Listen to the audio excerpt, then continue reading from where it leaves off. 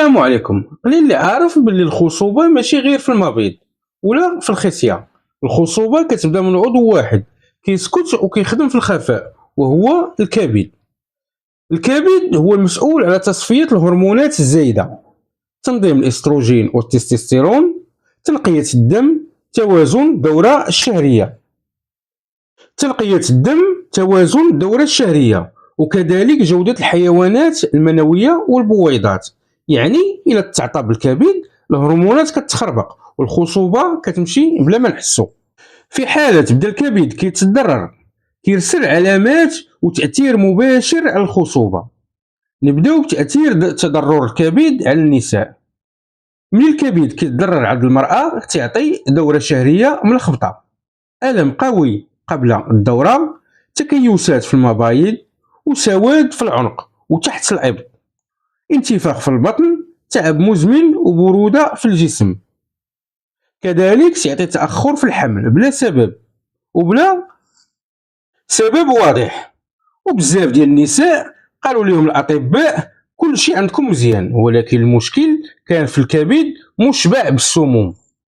أما إلا تضرر الكبد عند الرجال تأثر مباشرة على الخصوبة، يسبب ضعف في الرغبة، قلة في الحيوانات المنوية، حركة ضعيفة وشعور بالخمول، تعب بعد العلاقة وكرش رغم قلة الأكل، وتوتر وعصبية، حيت الكبد ملي ما كيصفيش التستوستيرون كيوقع خلل هرموني وكطيح الفحولة.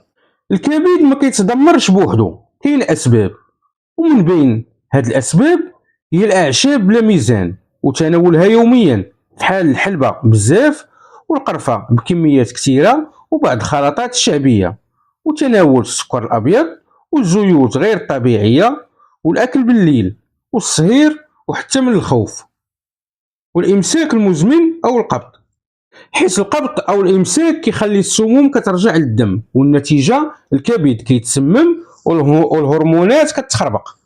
اليوم إن شاء الله غنقترح عليكم وصفة قوية لتنقية الكبد ودعم الخصوبة، والأهم من كل شيء هي أنها وصفة آمنة. كتشرب صباحا على الريق 3 مرات في الأسبوع فقط.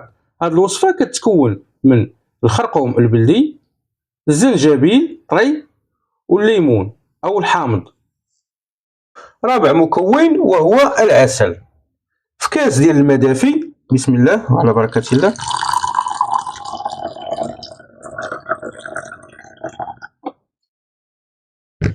كنديرو ملعقة ديال العسل الحر، عسل ديال النحل. بسم الله.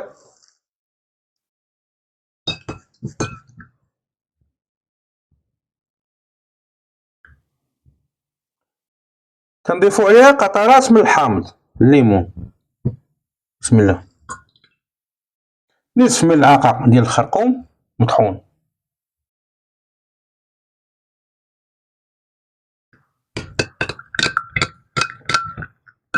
وربع ملعقة من الزنجبيل محكوك.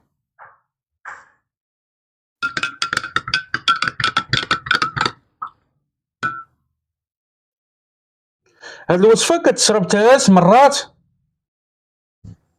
في الأسبوع فقط، كتشرب على الصباح على الريق.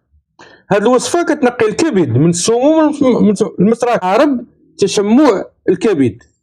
وكاين أيضا أطعمة كتحسن صحة الكبد المتضرر وكترجع الخصوبة، بحال الخس، بروكولي، ثوم، الحامض، البيض البلدي، زيت الزيتون الحر، الزنجلان والسرديل.